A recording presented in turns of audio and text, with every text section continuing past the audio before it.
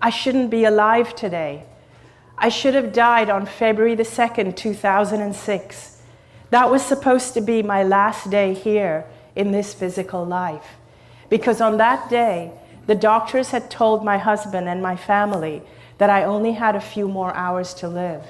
I was dying from end-stage lymphoma, which is a form of cancer of the lymph nodes. I had struggled with cancer for 4 years up to that point. For 4 years, this disease had devoured my body. It had traveled through my lymphatic system. It started with a lump in my neck, and then it spread throughout my lymphatic system. And by that point, by the end of 4 years, I had tumors, some of them the size of lemons, that had spread from the base of my skull, all around my neck, down into my chest, under my arms, and all the way to my abdomen. By that point also, even before I had gone into the coma, my lungs had been filled with fluid.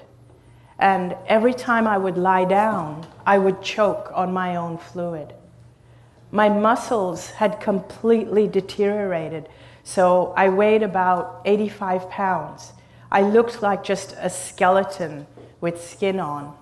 On February the 2nd, 2006, I went into a coma.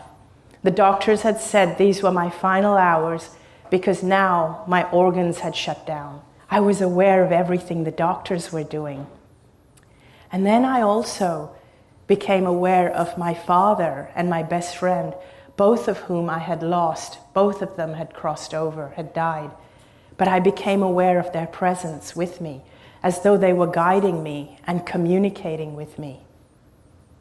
I felt as though my father was trying to communicate with me that it wasn't my time, that I needed to go back into my body. It felt as if I completely understood that now that I knew what I knew, and because I understood what caused the cancer, I knew that if I chose to go back to my body would heal very, very quickly.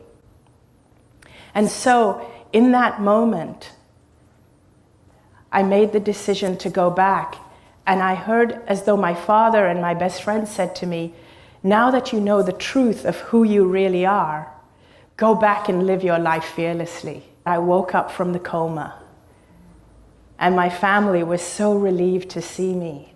And the doctors, they couldn't explain it.